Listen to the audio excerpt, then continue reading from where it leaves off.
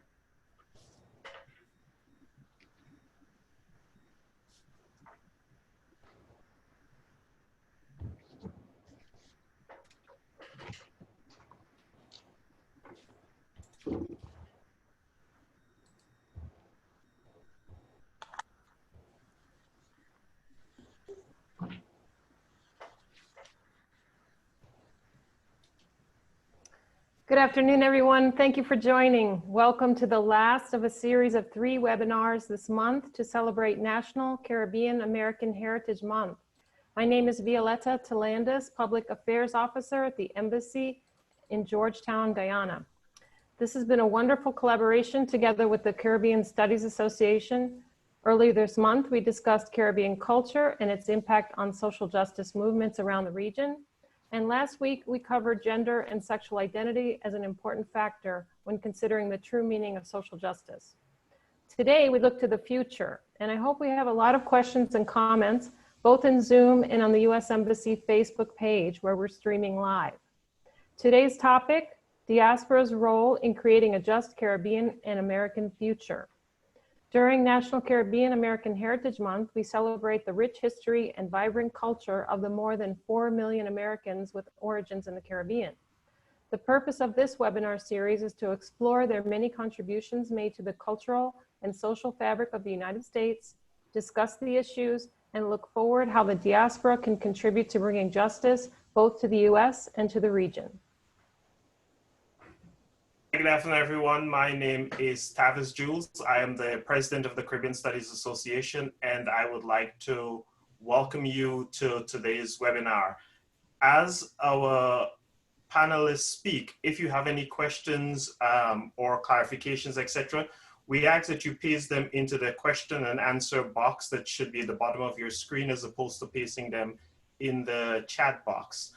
To our brothers and sisters out there celebrating Pride, happy Pride Week to you.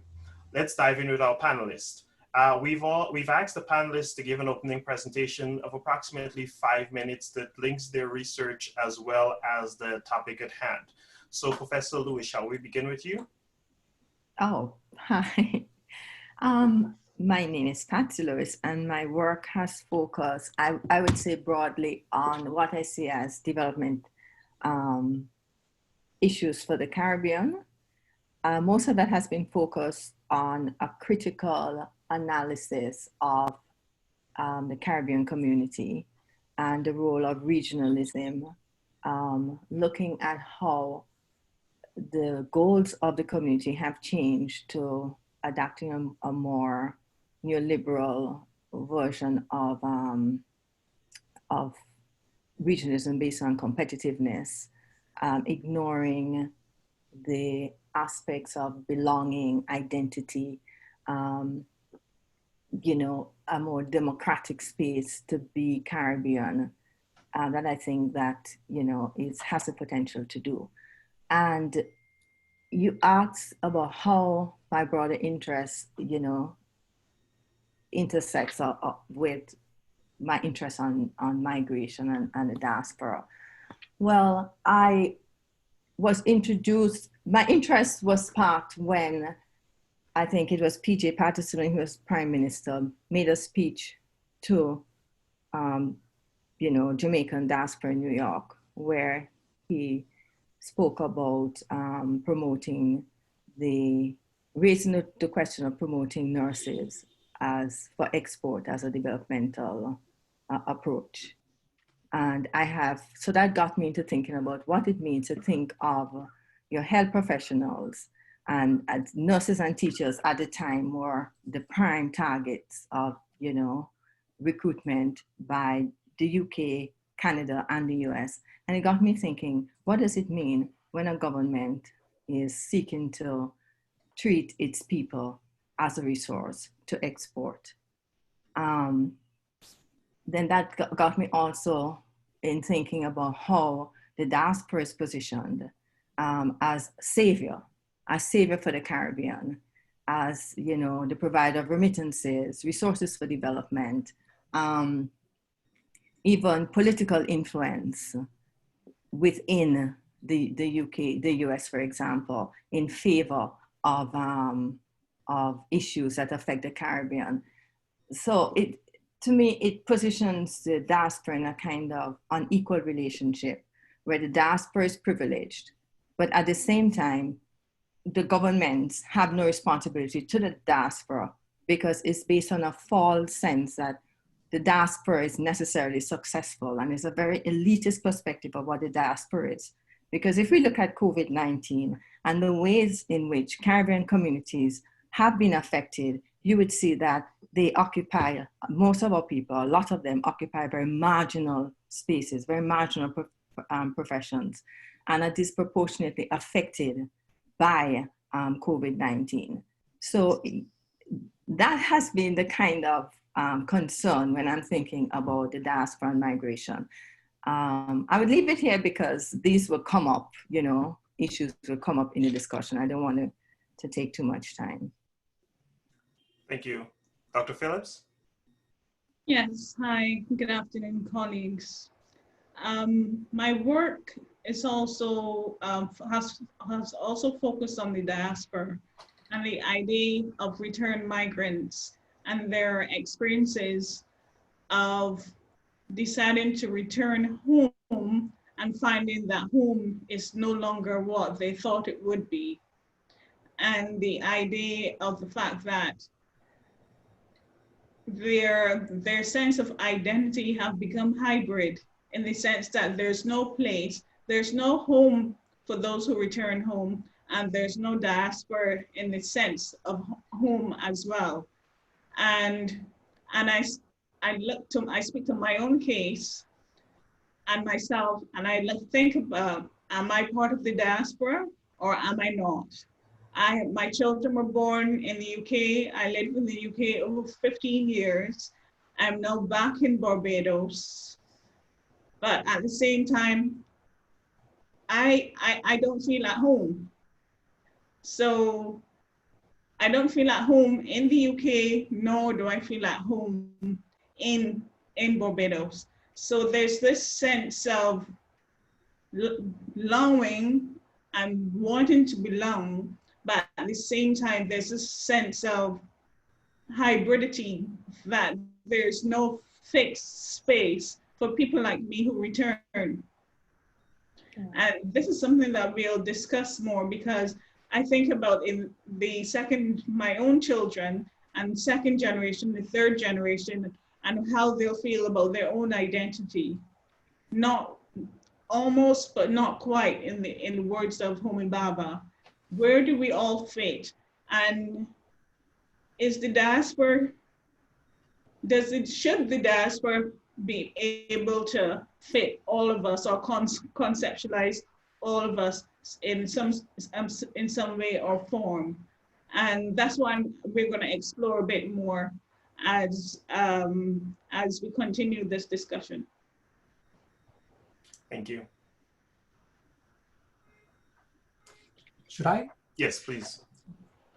Hello, everyone. My name is Raymond Laureano, and I'm a historian, and most of my work up to this point has focused on capturing the history of Puerto Rico-CARICOM relations and the relations of Puerto Rico with other parts of the world.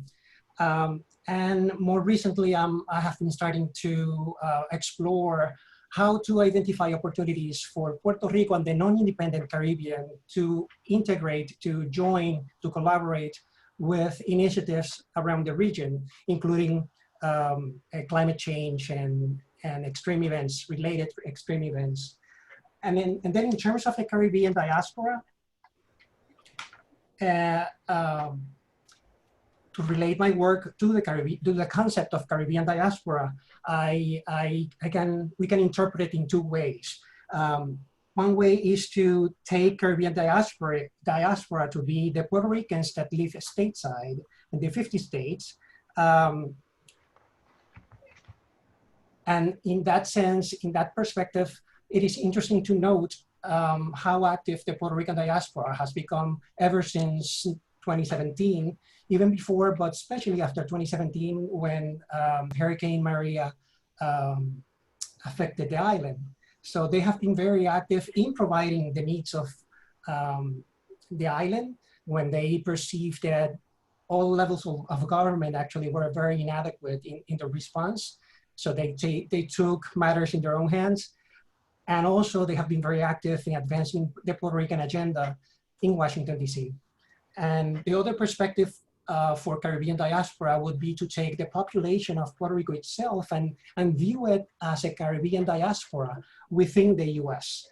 And from that perspective, my interest goes again in capturing those moments in history where Puerto Rico has been very involved in regional matters, more before than today. And also how civil society in Puerto Rico, which has become a very powerful player in managing disaster in the island, how they can actually become more involved with other segments of civil society in the rest of the Caribbean to exchange experiences, to exchange strategies. Perfect. Thank you all for that brief overview of your work and its linkage to the diaspora. The first question that I have for the panelists, it's a two-part question. And the first part of that is, why do people living in the diaspora need to feel involved in the communities in the Caribbean? And linked to that is this notion of Caribbean people being involved in politics and the idea as to whether or not people living in the diaspora should be able to vote or even take part in electoral campaigns across the region. So it's a two-part question in the sense of first trying to, if you can give us a little bit about why people feel the need to be continuously involved in their communities and whether or not in trying to be involved in their communities, whether or not they should be able to not only take part in electoral campaigns, but also be able to vote. Any of the panelists, feel free to start. Okay, I'll start in the sense that, as I was saying, I feel a connection to both the UK and Barbados, and not for my first generation, my children as well. As I said, I have political concerns, economic concerns about what is happening in the UK, and the same thing in terms of Barbados. So I feel very aligned to any of the developments happening in both countries, and I'm as part of the diaspora. I mean, some people might say I'm not part of the diaspora, but I feel very committed to what is happening in the UK and also what is happening in Barbados at the same time. And I think there's a space for people like me to be involved in political development, regionalism, and getting internationalization of local issues as part of national development. That's what I have to say. Thank you.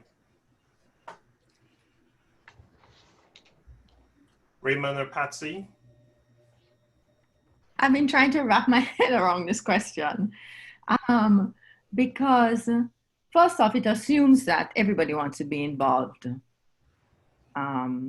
in their home country, if you can call it that.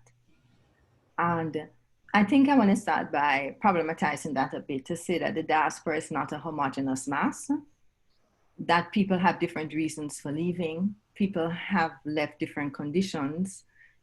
Somebody who left Guyana, for example, because of the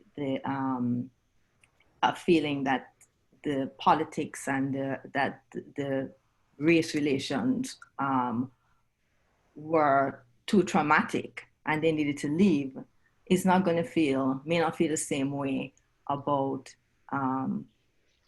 Guyana and being engaged as somebody who left to study in the US and then got a job and stayed. So I think that too often we think of the diaspora as people who all want to be engaged or are well-meaning. But having said that, there obviously are a lot of people who recognize and feel themselves very strongly as being part of a Caribbean diaspora. And they feel it in ways in which they connect with families. I mean, the people who go home more often and have family and active family and friendship relationships are more invested. But you are asking how people, and I think the question about how people need to feel involved, most of the involvement is, for me, I left Grenada in 1983. Most of my involvement with Grenada has been family.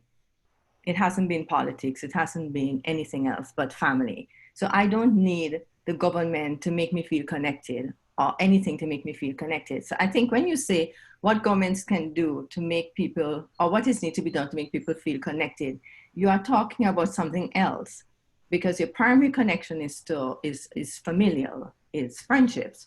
But you are, and followed up by the question of voting, I am thinking that, sensing that you are really thinking about how governments can make people feel more involved in the life of the country.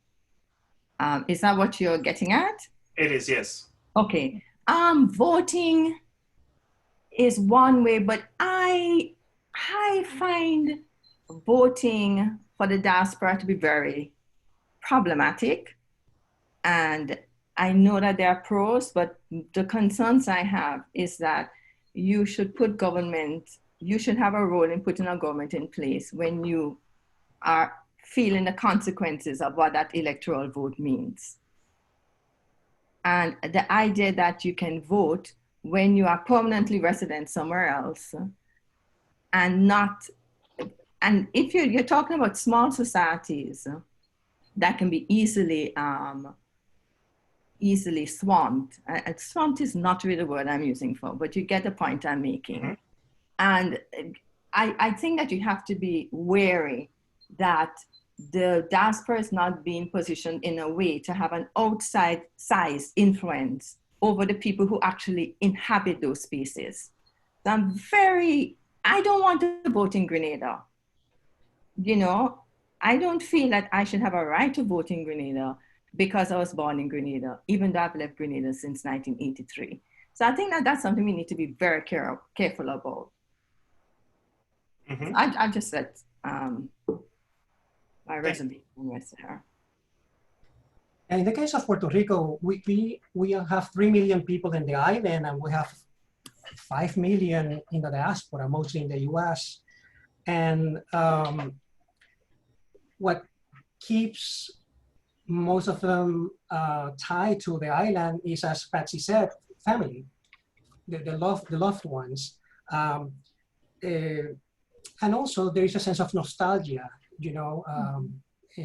I think the Puerto Rican government in the educational system, they do a very good job in creating that pride for Puerto Rican identity, the mix of races and the Spanish language, all these, and also the private sector also helps quite a bit when they have these marketing strategies that use figures in sports, in the beauty contests,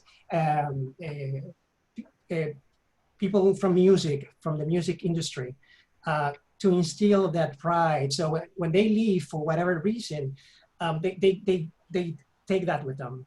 And I think that if governments in the Caribbean want to somehow get people in the diaspora to get more involved, they need to somehow acknowledge those concerns that the diaspora have and somehow address them. And in Puerto Rico, in the case of Puerto Rico, where the political scene is so passionate, you know, everyone in the island has an opinion of what the future political status should be for Puerto Rico. Is still an unresolved matter, no matter what happened in 1952. There were a lot of gray areas in that free association with the US that there is constant interpretation on the part of US federal government, and also the people are trying to look for options. And so you have to make up your mind when you're in Puerto Rico. You either have to be pro-statehood, pro-independence, or some kind of developed, improved version of free association, because everyone, I think, agrees that what we have now is not addressing our concerns, our needs. So many people in the diaspora want to have a say, especially those that have left after 2006 because of the fiscal crisis. They want to have a say because they perceive a lot of corruption, a lot of bad decisions that have made them leave the country. So they want to be part of voting, and many of them move to the US and other parts of the world, and they don't register to vote in those places because they want to go back, to come back and influence and change how life is managed in the island. Also, in the summer of 2019, when we had these protests that were calling for the resignation of our governor, protests in which about 1 million people went to the streets, about 1/3 of the population of Puerto Rico. These concerns expressed here in the island were echoed by diaspora groups all over the world. There were several groups in the US, many different cities in the US, in Europe, in Asia, in Latin America, where they echoed that. I remember someone made up a map with all the different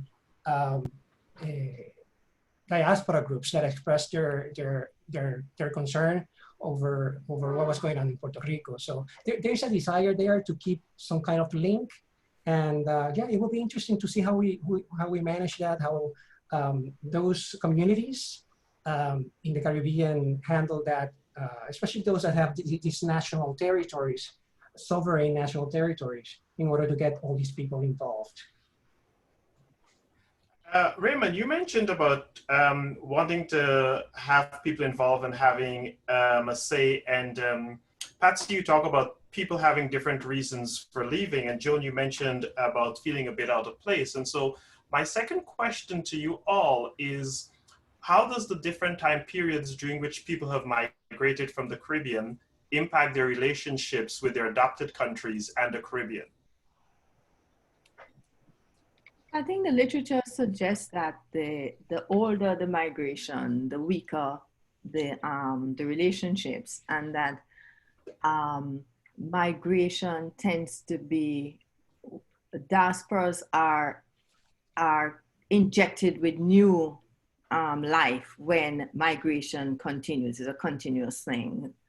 Also, so the reasons why people migrate also is very important. So if you, or the time period in which you migrate in terms of your own life cycle. So if you migrate as a child, your connections are going to be much weaker and you're more likely to stay abroad than if you leave to do your PhD, for example, and get a job. So your connections, you're going to have deeper family and friend connections.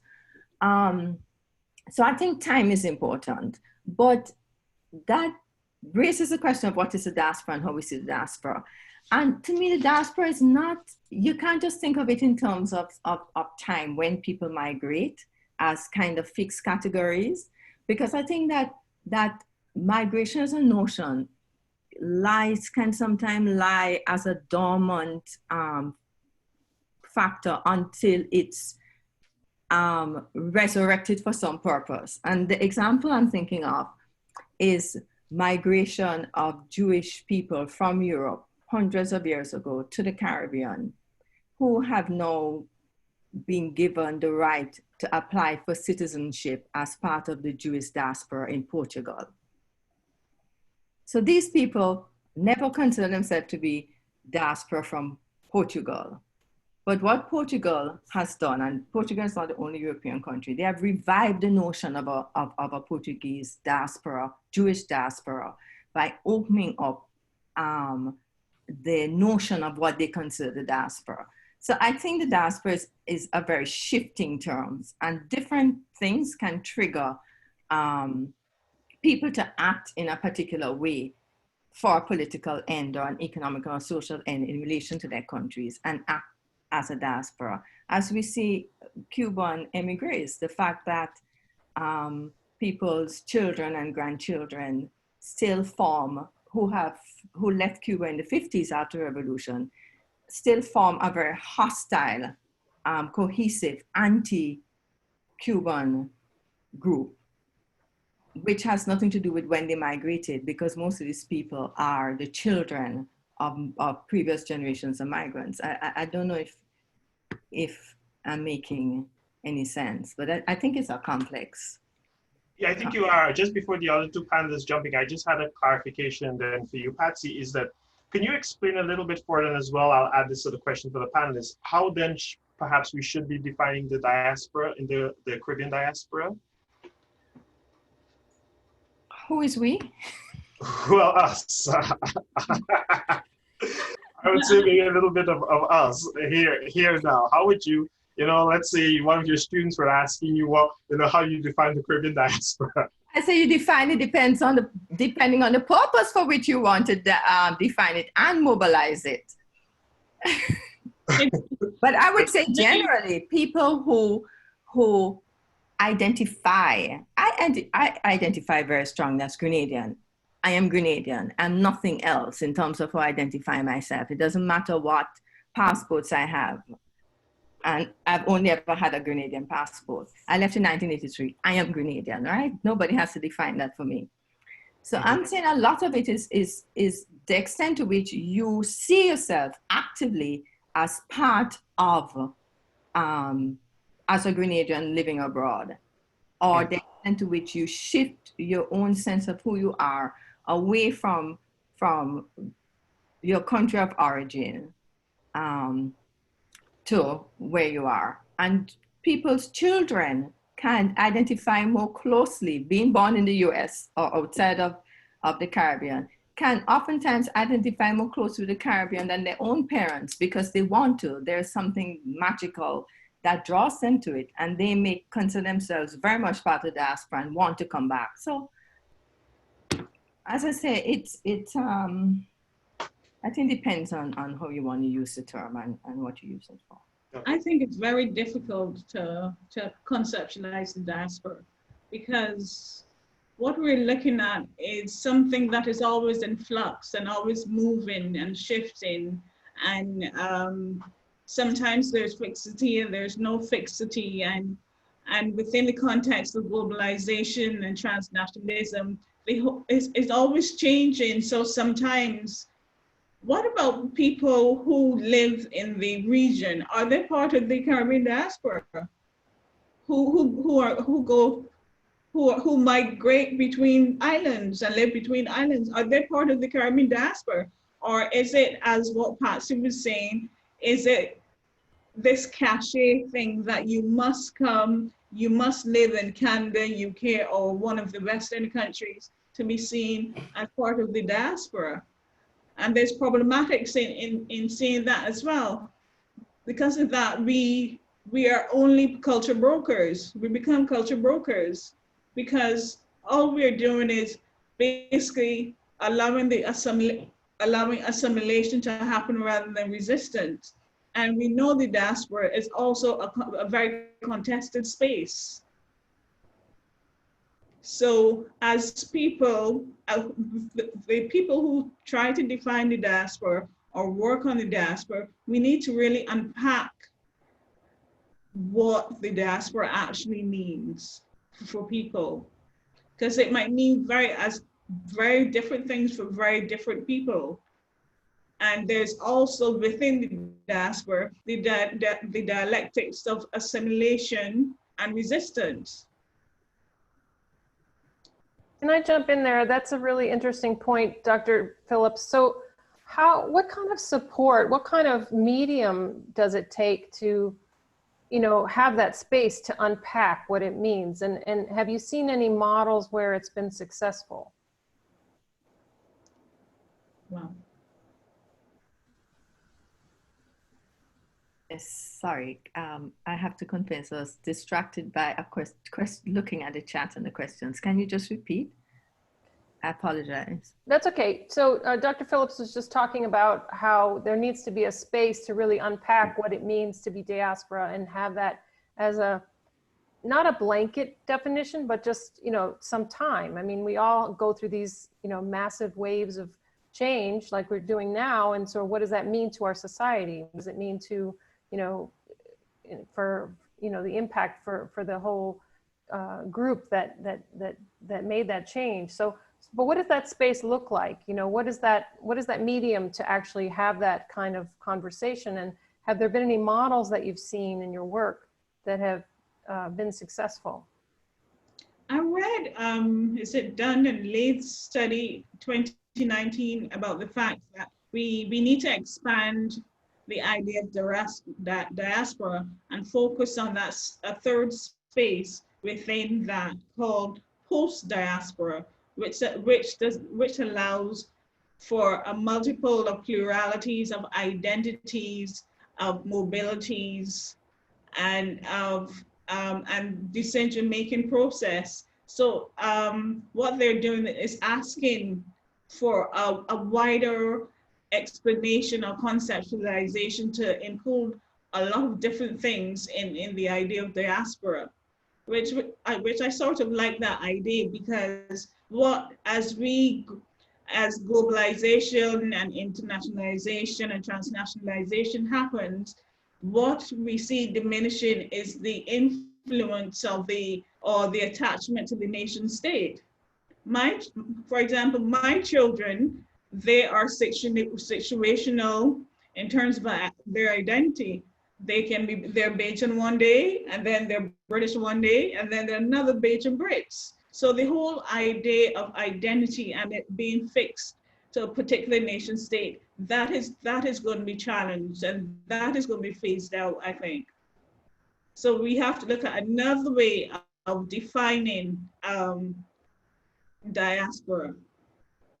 Yeah, I think that I agree with Joan and Patsy that defining diaspora is very complex, and it also depends on what purpose you have for defining it. There is an alternative of just losing the urgency to define the term if you embrace this other perspective that cultural communities are increasingly transnational or even global. I mean, there are Puerto Ricans probably in every country of the world. There are Caribbean people in every country of the world.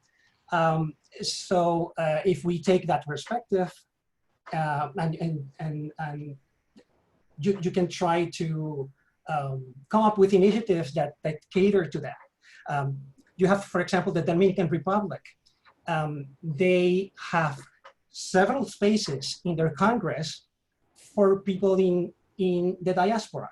So they actually they have about 500,000 people around the world that will be voting in the next elections. And they will be selecting 7 people to be part of Congress, because they are seeing the Dominican community as a global community. So that's an example of how to apply that kind of perspective. I think it's difficult to think of a space or engaging the diaspora in that sense, because I think that there are multiple spaces. A lot of them come into being to address a particular issue, like post-disaster relief after hurricane, mobilizing in a particular way that might to respond, that might die down. Caribbean people mobilize themselves every carnival day, well, not carnival day, or Labor Day in the US, in Brooklyn, in Toronto, in London for Carnival, you know. So there are very different ways in which people mobilize to support, as diaspora, to support their schools, their communities. So there are lots of different fora that emerge as people feel the need to engage, which is different from a kind of macro attempt to gather all these people together and all these interests under a space for diaspora to engage. You might, I mean, probably implicit in your question is how governments can create spaces. But what governments have done so far is to create spaces that are very elite for, based on trying to mobilize the diaspora to invest, you know, and with the assumption, I think I mentioned in my opening statement, that all the diaspora is successful, equally successful. And the extent to which you do not you recognize they're not all successful, then your appeal is only to the small group that's successful. And it's a very elitist approach. And it is not a very dynamic way to engage, or even a fair egalitarian way to engage with your the diaspora. So that, again, the way our governments have been thinking about engaging the diaspora has to be something that needs to be rethought.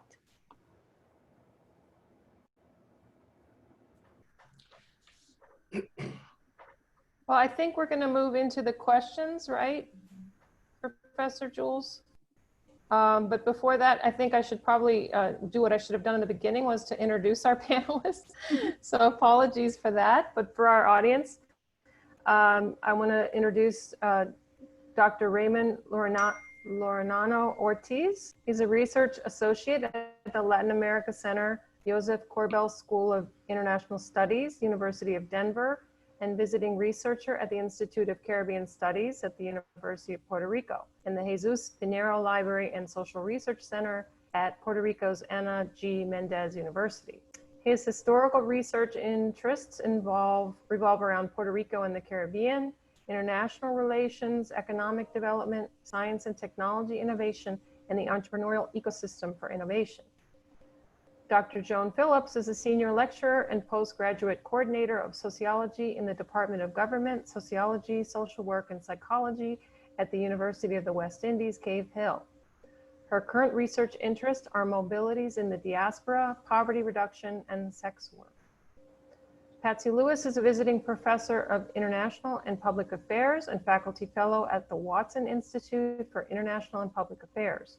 Her published work has focused on the Caribbean community and the organization of Eastern Caribbean states, in particular, the role of these regional integration arrangements in addressing the development challenges of Caribbean small states. So with that, we definitely invite more questions from our audience, both on Zoom and Facebook. And I think we're going to turn it over to the very organized, very big part of this webinar series, Dr. Kristina Hinds. Do you have any questions from the audience for us? Hi, good afternoon, everyone. There are several questions. There are also some comments.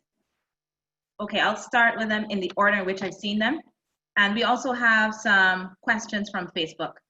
So there's one comment that says, if one does not live in one of the islands but only visits, then they should not be voting.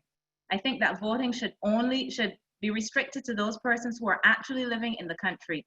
Diasporans influence the elections, then leave those who are unable to go to another country in problems often.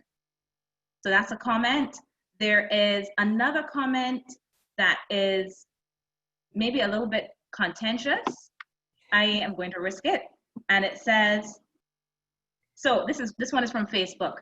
So is the diaspora using the US as it's a question comment, as a temporary hangout and political proxy to the problems in their countries? It could be argued that the Cuban diaspora, as an example, led to dire political consequences here in their desired effect to change their own country, in brackets, the empowerment of Trump. I think most people love and welcome the cultural diversity they bring, but not the politics of their home country. there's another political one that I would like to address as well, but I think you all can try these two first. And I just want to say that people, you exist, you know, you have different identities. And I mean, I'm going to leave the Cuban diaspora alone, but think about the general Caribbean diaspora. When you come here and, you know, people live here for very long, they have permanent resident status, they're citizens, they are invested in what happens in the US. So they're not just occupying physical space, but while all the energies are devoted at politics at home. That's not how it works. People are very much integrated, and especially if you're Black, you are as subjected to the structural elements of racism. You are subjected to police violence just as an African American. A police who is stopping you and who is racist and, you know, sees you, or some white person who sees you as a threat and calls the police on you, is not going to ask you where you're from in the Caribbean, right? So at that point, you're functioning as a Black American. So, you know, people don't live here without being engaged in the realities, which is why I think the question was, how do Caribbean people contribute to Just American Futures? Because a Just American Future for a Black American, an African American, for other oppressed minorities is also a Just American Future for a Caribbean person living here, right? That doesn't mean then that you can't at some point reflect on where you come from and try to bring about political change. And most diasporas are more loosely connected with the politics of where they're coming from. The two strongest diasporas in that sense in the US would be the Israeli diaspora, or the Jewish community, and the Cuban diaspora, who have, you know, a big role on US influence. But I'm not sure that most other diasporas occupy the same position in their ability to really affect US position in the way in which the Cubans in particular have been able to keep the embargo on Cuba. And, you know, it's, yeah, with amazing effect. In the case of Go ahead. I'm sorry. In the case of the Puerto Rican diaspora, I guess like activism in the US is like probably our most effective option, because we don't have many others outside that. We are part of the US, but still we have a government that not necessarily allows us to have control over our daily lives. So again, here come the diversity in opinions where we should be heading next. Right after, and actually it is interesting to know that some Puerto Ricans in the diaspora had said that the Puerto Rican diaspora was not very united until the Hurricane Maria hit the island. That somehow provided like the basis for some kind of cohesion. And they even mentioned the Cubans and the Jewish as these two communities that have always been very strong in advancing their agenda. So that finally came to the Puerto Rican community, the diaspora, with the Hurricane Maria. I went to a diaspora summit in Washington, D.C. in October 2018, and it was very interesting because we had groups from the island and from the diaspora. And the first thing they did was to agree on putting aside our preferences for future political status in order to be able to focus on those things that we could advance as a group to go strong before the different agencies, the different fora in federal government. And that was very powerful, because that's precisely why in the island, politics in the island do not allow us to advance more. We are always divided. And when we come to the federal government, no matter what the purpose of the trip, usually they include also the political status and trying to get support for the political status as one of their main points of the visit. And there is a group called the Boricuas Unidos en la Diaspora, United Puerto Ricans in the Diaspora, that have been doing a lot of work in trying to bring experts, both from academia in the island and nonprofits, to come to Washington to visit the different agencies, because the agencies are looking for information, for data, in order to be able to implement certain programs for the benefit of the island. But they are afraid of politicians from the island, because typically they come to look for a commitment for a political status formula. So I guess the diaspora has become a very significant force in order to move up the agenda of Puerto Rico, the social needs, the humanitarian needs, and to a point the political. Also, the politicians in Puerto Rico have been trying to get Puerto Ricans that have moved recently to the US to register to vote, to elect people in Congress that are receptive to what Puerto Rico needs. So that's the way dynamics have been evolving with the Puerto Rican diaspora. Okay, I'd like to go back to some more of the questions. There's a comment about, there's one that says, as a Guyanese, I've heard sentiments of resentment towards what this person is calling comebackers, Guyanese who have returned with certain skills and are now placed in superior employment positions above persons who have remained and moved up the professional ladder in their country. How do we manage the skilled persons who have lived overseas? The skills persons who have lived overseas may acquire and can bring to their country's development, with the sense of entitlement that those who have not migrated may have to senior professional jobs in their country. And there is well, that's a question. There's a related comment which speaks about some of the ways in which diasporans can support islands by being involved in the building of infrastructure that benefit the society on the ground, developing educational programs, but it asserts that they should not be involved in government. So you all can address those as you see fit. I'll speak to the issue of the return migrant and bringing skills and so on to any company or any institution, and the feelings of resentment that is felt. And that also speaks to the whole inferiority, superiority based on this Eurocentric idea that if you go to the West, if you travel overseas to do your degree, there's some sort of I'm going to use your word, cachet about that, and therefore you come down with some sense of entitlement. And I think that's where the clash is, because some people think there's a clash with some people who think and use the idea of going overseas, getting your degree and having that cachet. That means that your degree is better than somebody locally who actually studied here. But unfortunately, within the Caribbean, is it about meritocracy or is it about something else in terms of having decided who gets the job? Mm-hmm.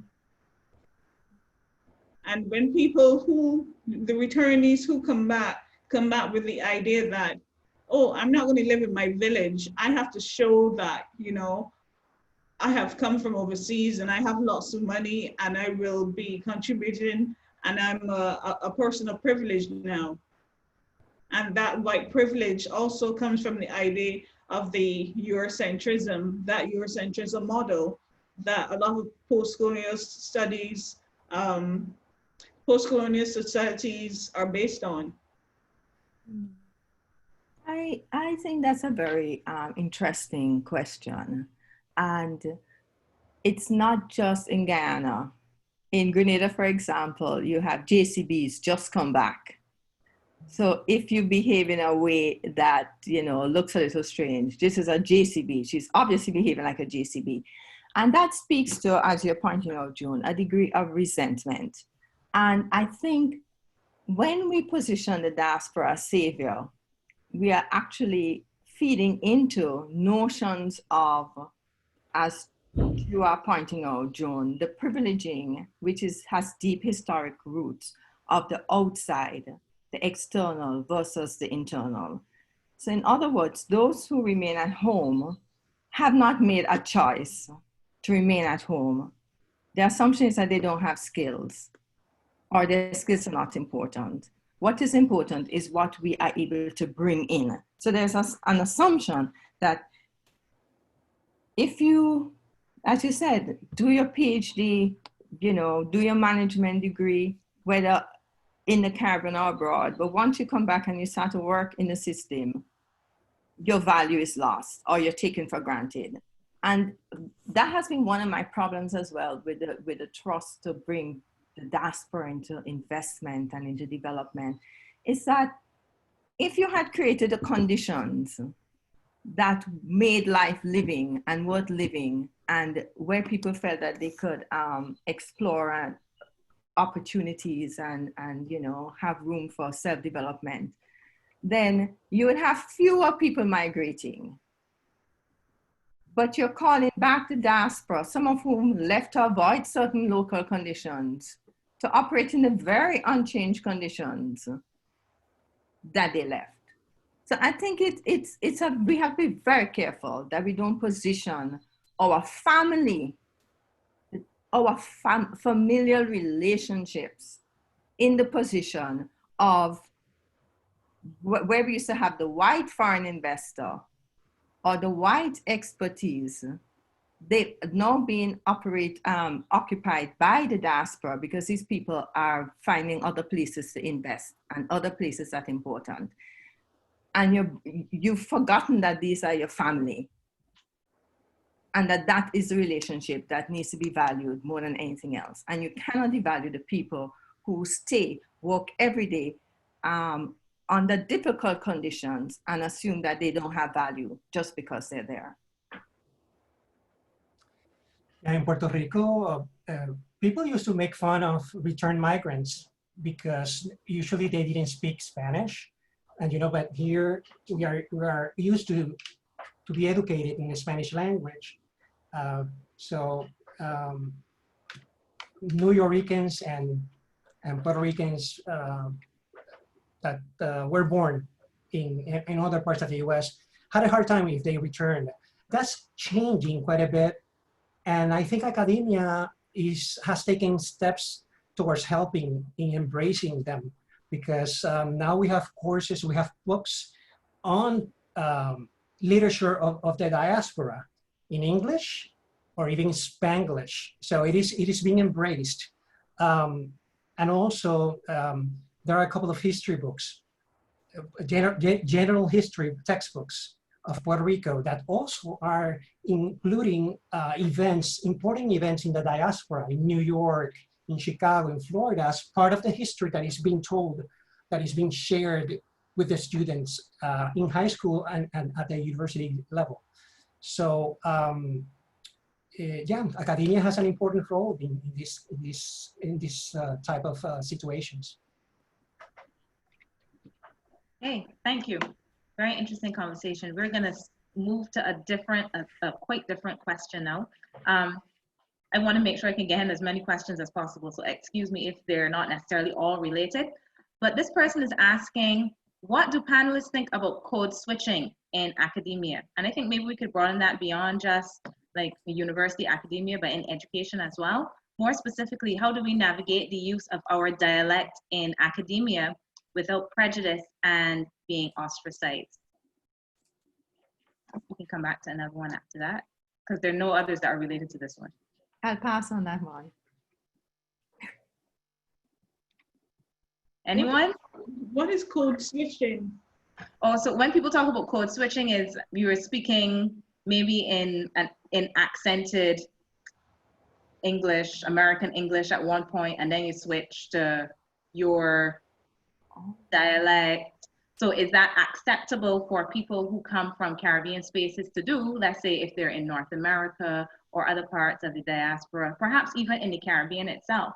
We may speak in certain professional, in inverted commas, ways in the classroom, but then we may also switch to your vernacular, your dialect, your nation language. So what do y'all think about that? I think this speaks to the idea that identity is not fixed, it's very fluid.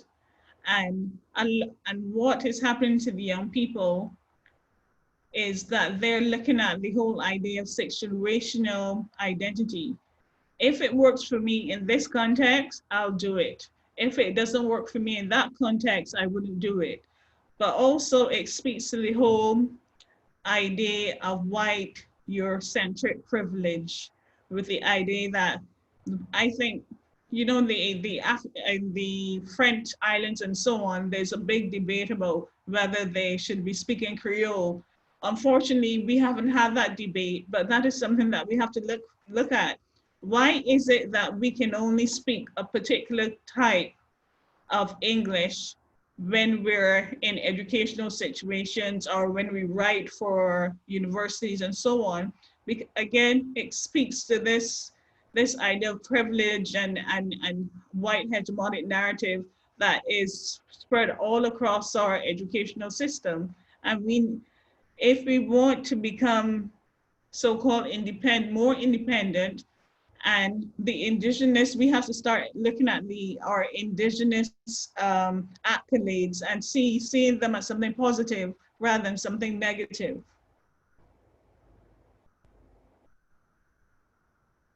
Anyone else? Question, though, that is, I mean, I thought the person meant in writing, and I was a little not sure about it. But in terms of speaking, I think the question is more pertinent for the Caribbean. And I'm thinking about Jamaica, where the question of what is the role of Jamaican language versus English, where one is seen as inferior. People are ostracized when they speak it, and that, you know, it's educated out of them, or at least attempts are made to educate it out of them. And how that leaves you feeling about yourself as a human being, where the language of your home and your communities is not valued, and your inability to speak English the way it's expected to be spoken also has you devalued as a human being. I think that's more the problem I would have. I mean, you're in a US institution, and your primary goal is to be understood by your class at that point. I mean, I don't think, to be honest, that I speak differently in my classroom than I spoke in my classroom at Mona, or that I, you know. So I think, but in terms of using expressions, yeah, why not? There's nothing wrong with using an expression that gets across a point and then explain to your audience. I think that's cool. I don't think that that's a problem.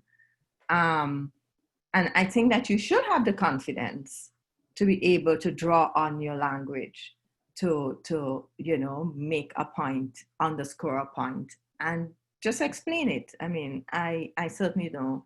I don't know if that's what the question is getting at. Maybe, you know, I don't quite fully understand it. Anyone else? I think that may be an element of it. I mean, I can't speak for the person, but I know there are also colleagues, for instance, who speak with a very different accent when they're in classrooms abroad than when they come home. So they can have a very British accent at their university. You would not even know that it's a Caribbean person until they're having a personal conversation with you. Same thing in the US, Canada. So maybe those are some of the nuances of the question as well. I hope I'm not misrepresenting the person. But the thing is that people have different ability to pick up languages and accents. I am afraid that even if I tried, I wouldn't, you know, make it. So I say that, you know, in a sense, sometimes people do that without even being conscious that they're actually speaking that way. And like I say, some people just have, you know, a different facility with different languages and ways of speaking. I mean, I wouldn't hold that against them. Okay, Let's move on to another one, shall we? This person asked, this person gave their name, Kristina Hinds. What about intra-regional migration within the Caribbean, current and historic? Are there any seeds for greater regional integration or cooperation through these connections? I ask because it strikes me that in the US anyway, the many vibrant Caribbean diasporic communities often seem to maintain separate identities rather than any kind of pan-Caribbean connection. Or if there is a political or cultural affiliation, it seems to be according to US-based affiliations of race and ethnicity. Example, Latinx, Black, Afro, Latinx, rather than regional affiliations. So I guess this person is asking a question about the Caribbean diaspora holding on to national identities rather than pan-Caribbean identities while in the diaspora. But it's kind of hard to hold on to an identity you never had.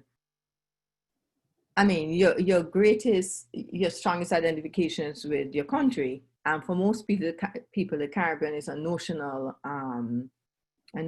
concept because they would never have had the opportunity to travel to another Caribbean country. You know, it would still be knowledge from books or from, you know, newspapers or radios, but not the kind of interaction, people to people interaction that would make it meaningful to characterize yourself as Caribbean. So obviously, if you're going to come to another country, you're going to find your connections. Usually your connections bring you to wherever, the States or Canada or the UK. Most migration still comes through family reconnection. And families create spaces where other people, so communities of Grenadians form in particular places, communities of Guyanese, and those are kind of organically created. But it doesn't mean that you have to always remain, or that the Caribbean people always remain fixed to those national identifications. As the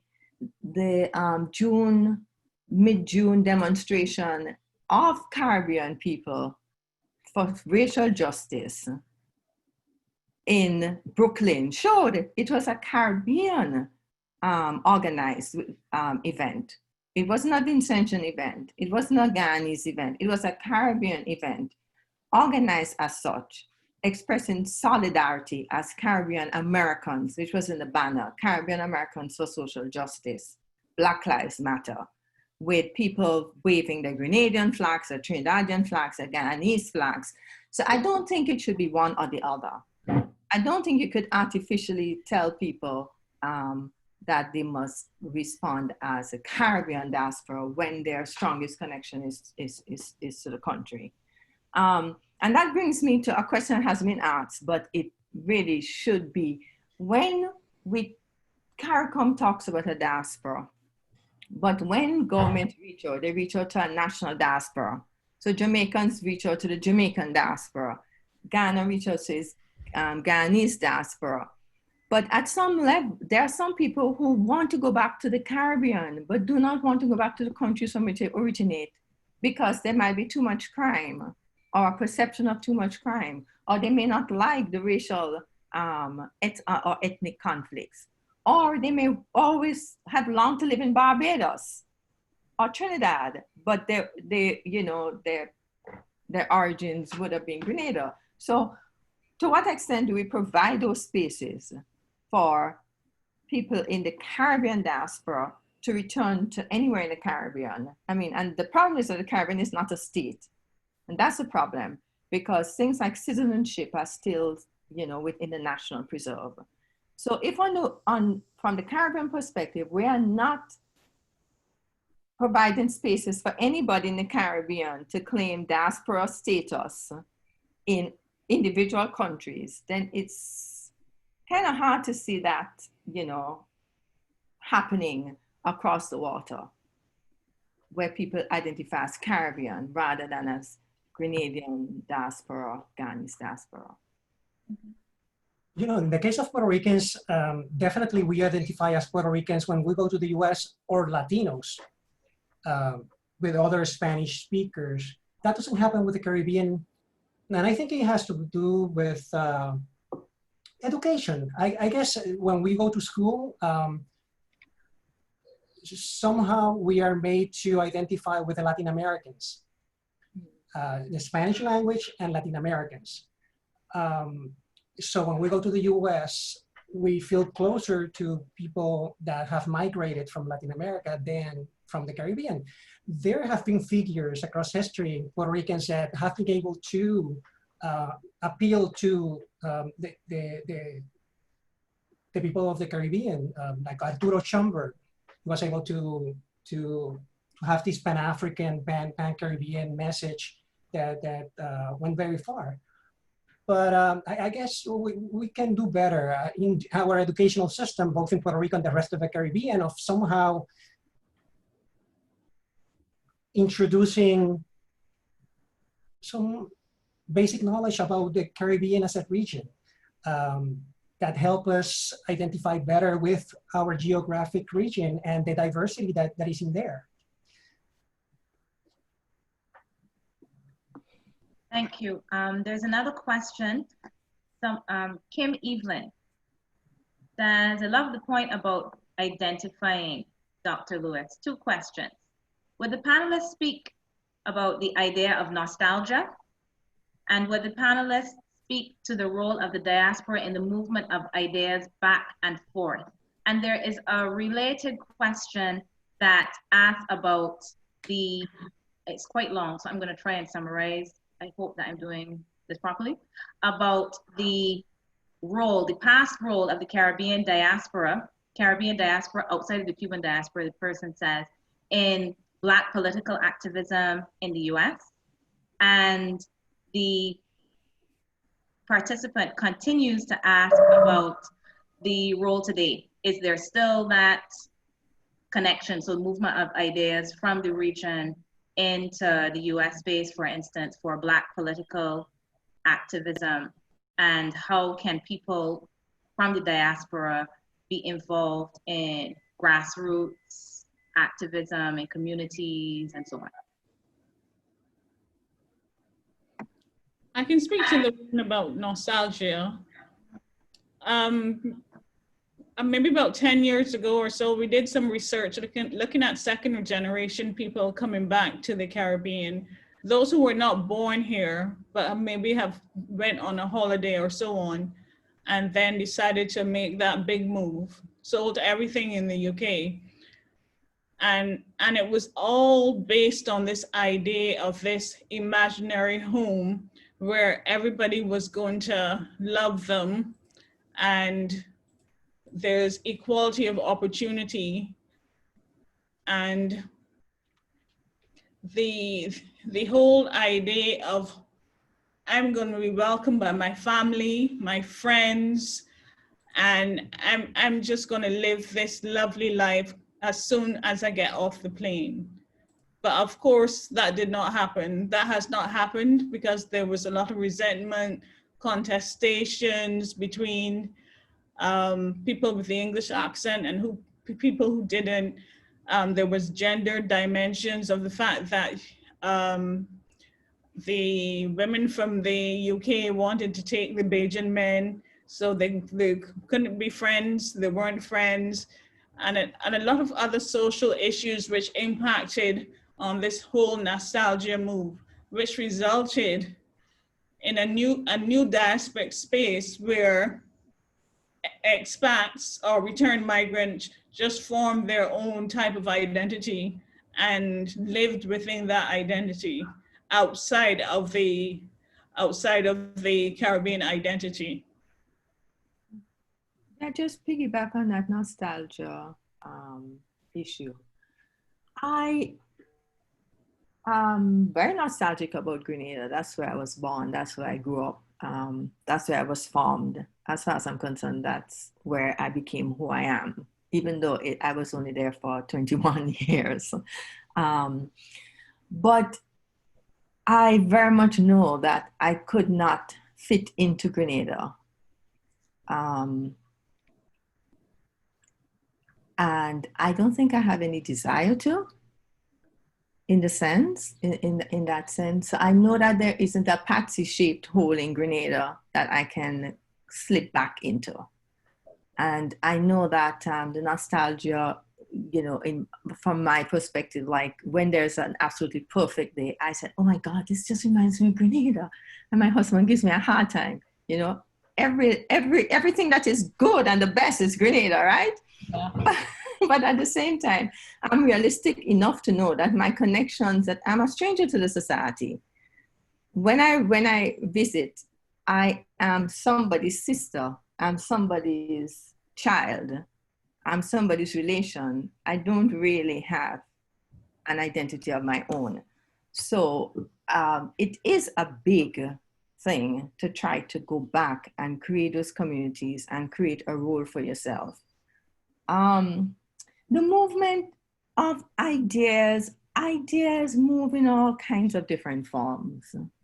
And fortunately, they're not all contained within national spaces. And I'm saying that, yeah, some ideas travel better than others. And some ideas that should leave national shores don't necessarily find the vehicles to do so.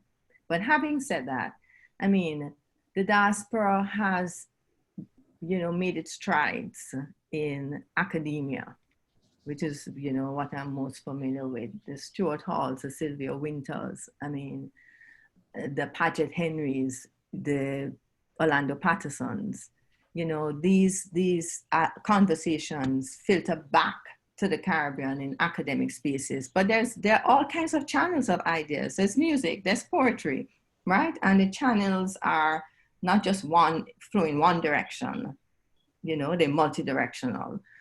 And yes, Caribbean people have been involved, always involved in trying to shape the America that they want, an America that is just. And I mean, Marcus Garvey is the obvious one, you know, but there are lots of people who have been very much in a struggle for desegregation, very much in the struggle against racism. And this hasn't happened.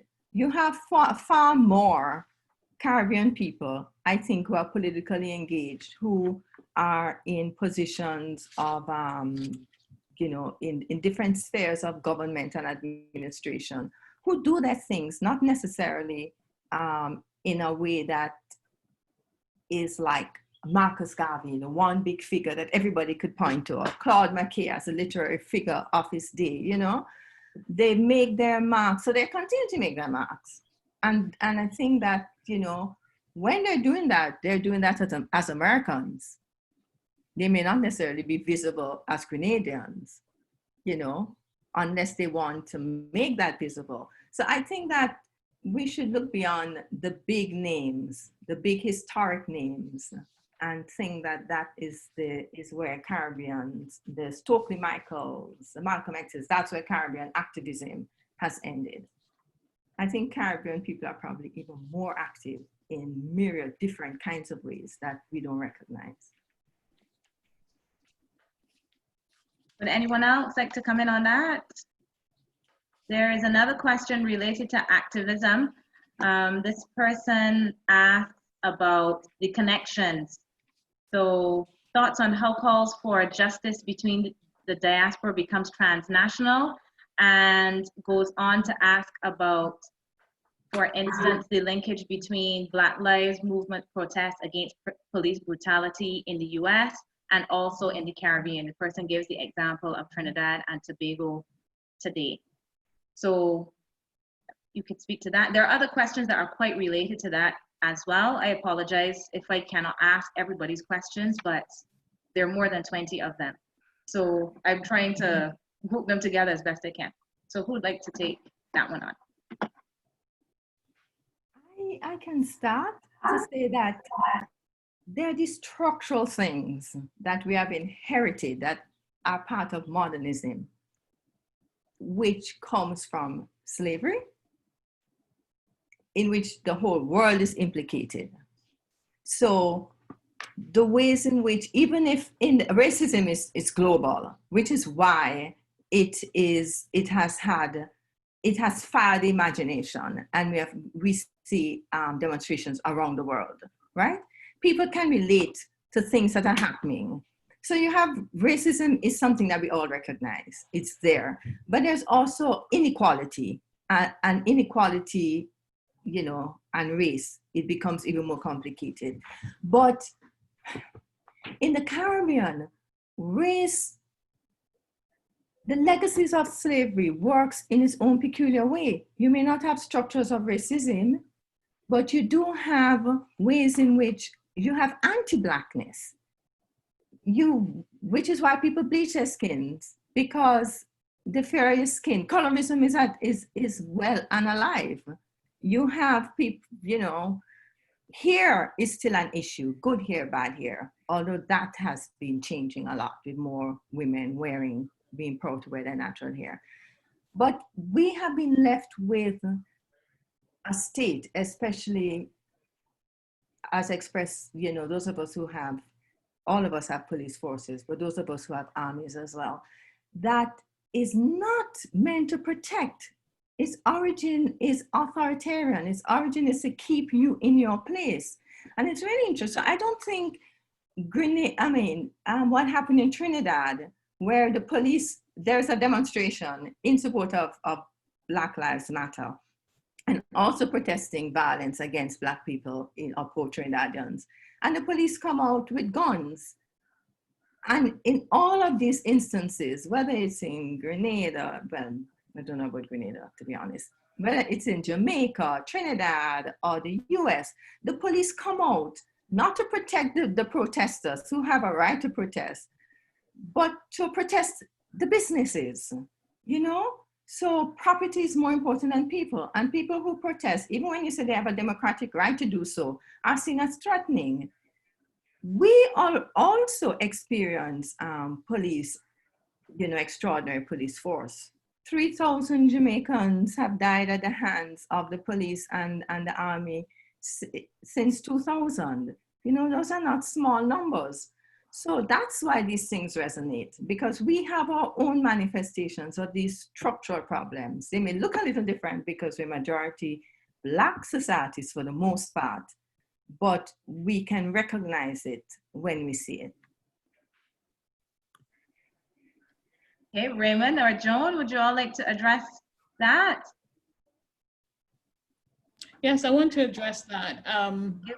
I find that within the Caribbean, as soon as you travel out of the Caribbean, you realize what racism actually is on the ground. You realize what Fanon was saying, the fact of Blackness. But when you come back to the Caribbean, you realize that racism is so normalized that it's almost an everyday occurrence, and people seem to accept it. They just see nothing wrong with it.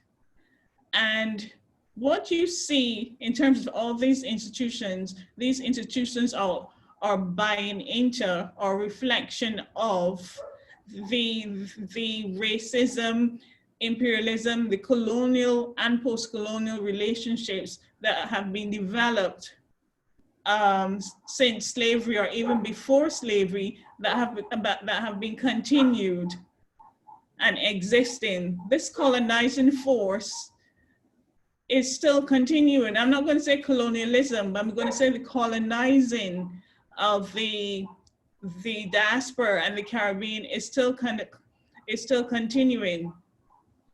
And we need to find ways in which to challenge and disrupt these institutions which are built on colonialism and the inferiority, superiority complex of Blacks against whites, and the colorism that is also endemic in there. Would you like to say something on this, Raymond, especially from the perspective in Puerto Rico? Yes, definitely there is racism in Puerto Rico, and it has its very particular ways, as Patsy was saying about the racism in the Caribbean. Recently there was a big controversy over an article that was published in one of the Facebook pages of the Puerto Rico section of LASA, an economist, a graduate student. He was publishing this article that used the growth in Puerto Ricans between 1880 and 1930 or something like that. So he used different sources to prove that the Puerto Ricans in general grew in height. And then he was tying that to an argument that said that contrary to what has been published up to this point, colonialism by the US in Puerto Rico was not that bad at all, after all. So there was a big controversy, of course, because it is playing to a different way to perpetuate racism. And it brings back memories and histories and stories about how the US acted when he came into Puerto Rico, Cuba, Guam, the Philippines. They were expanding their territory, and they, unlike what they did with the other territories that they had incorporated before, they did not have the intention to have all these territories have an option to become a state, because these were exotic people that were not capable of making good decisions or governing themselves. So all that was coming back with this piece that was published. So racism and the structures that perpetuate these attitudes, these perspectives are still there, but they are just taking a different form, and they are present even in academia. So you have to be aware. Okay. Raymond, I wanted to ask about, can I just ask one question, Kristina, about where does Puerto Rico see itself in terms of themselves in the Caribbean? Are you American, or do you see yourself as Caribbean, or is there some contestation in terms of your positionality? Yeah, I have asked that to my students. It is very interesting. Do you feel Puerto Rican? Yes. Do you feel Latin American? Maybe. Do you feel American? Some say yes, some other not necessarily. We are Puerto Ricans that are US citizens. Do you feel a Caribbean person? There's hesitation there too, because we are taught that we are in the Caribbean, we have beaches, we're in a tropical setting, but we're not exposed to the rest of the people of the Caribbean and what our common experiences have had. That comes usually for some at the college level. And yes, there are a lot of historians and social scientists that are Caribbeanists, and we try to bring to the attention of the population that there have been episodes in our history where we have been very close to the Caribbean. But there's a lot of work to do in that sense. I sometimes say that, yeah, we know we are part of the same family, but like in many families happen, that you get closer to certain siblings than others. So these are the siblings that we know we have, but we don't make an effort to keep in touch enough, don't get to know enough. Okay, we're running out of time. I have the opportunity to ask you one last question. So I'll ask here that you can provide your response to the question and any closing comments. And this one keeps coming back at each of the webinars. This one is about reparations. There is discussion or talk about CARICOM's 2013 reparations 10-point plan, with Prince Charles bringing up the debt of gratitude sans compensation to the Caribbean on Windrush Day last week. Where can we as a diasporan community press for reparations and equity, especially since England just finished paying the compensation for emancipating enslaved Africans in 2015? There are several other comments about things such as being a twice migrant, There's an interesting one about the role of culture. Someone asked about Major Hype, the comedian, and his role in the diaspora. I'm just giving you a feel of all of the things that are in here, but that's it for me. Thank you very much, and feel free to answer this question and provide us with your closing. Thank you.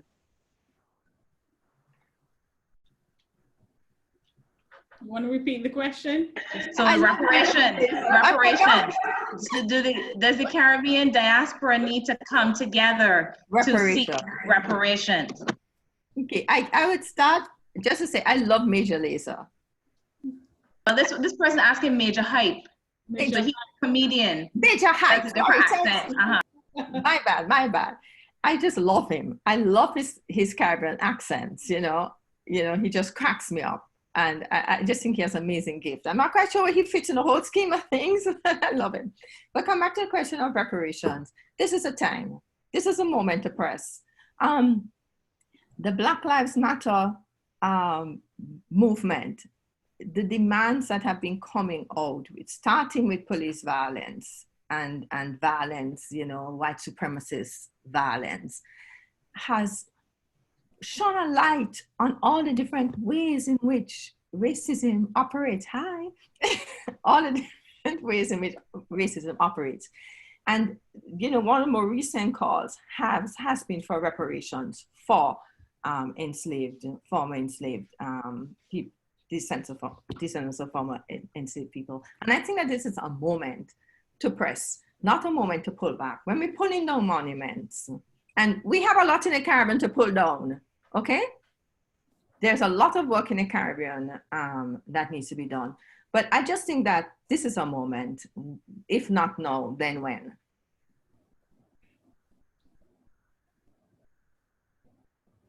Okay. Okay. Raymond, Joan? Yes, as Patsy was saying, this is our moment in terms of to mobilize and so on, because this is what is happening. The whole world is lobbying against racial inequality and reparations and so on. But the difficulties of giving reparation it's problematic. What I would want the reparation money to be done is to work to dismantle these institutional colonial structures that have been, and reform these colonial structures that have been part of our Caribbean society for a very, very long time. And that's where I want the reparations money to go, into social and economic reform for everyone. Yeah, definitely. It definitely is our moment. In Puerto Rico, we don't have much in terms of conversations about reparations, the way it is addressed in the British Caribbean, in the English language Caribbean. But there is always talk about colonialism, right? That we are still living in colonialism. And I think everyone practically agrees with that, even the people that favor of statehood. They have gone to the United Nations, where every year they have a session to discuss Puerto Rico's case. Now they join the independence movement to pressure the US to make a real commitment to pave the way for us to actually make a decision over our future. So yeah, I think that is something very important. In our case, the diaspora is key to move with that agenda.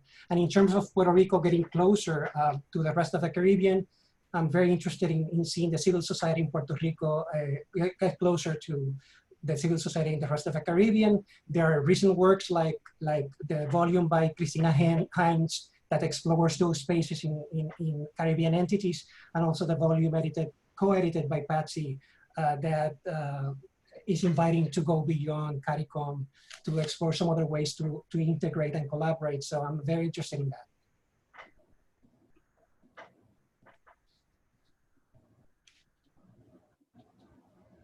Okay, so right now I will hand over to Tavis and Violetta. Unless you have anything else you'd like to add, presenters? It's good to see you, Kristina. Thank you, it's good to see you too, all of you. And I just All want right, to take so the Tavis, opportunity you're left. to thank you all, the panelists, for the amazing conversation. I learned a lot, and thank you so much to all the viewers, participants, Facebook viewers, for all your interesting comments and discussion. I hope this is not the last time that we have a discussion about this very interesting, important topic. And in closing for this webinar series, I just want to especially thank Professor Jules and Dr. Hinds for your amazing collaboration and the work the whole month. It's been a very illuminating series for us, and we just hope that we can do more in the future.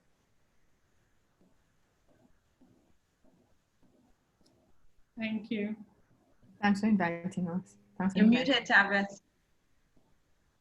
Oh, sorry. I was just going to say thank you all for joining us on this collaborative endeavor. We hope to do more of it, and we look forward to seeing you all soon at our next webinar. Fantastic. And let the conversation continue, because we have so much to discuss and so many things to think about and challenge, and it's been a wonderful discussion, and I thank you for allowing me to come and join and talk to you. Thank you. Thank you very much. And good to meet you all. Thanks a lot. Yeah. Thanks, everybody. Thanks, everybody. Thanks. Bye. We just need to let the people rush or come out before we close it all up. Okay. So, yeah.